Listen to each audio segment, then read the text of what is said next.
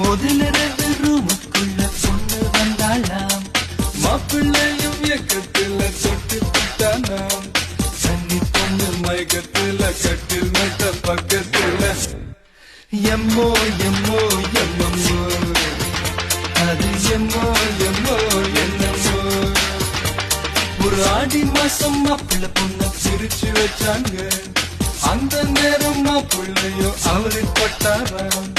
அவதிப்படும் நேரத்தில் மச்சி நிச்சி பக்கத்துல எம்மோ எம்மோ எம்மம்மோ, அது எம்மோ எம்மோ என்னமோ.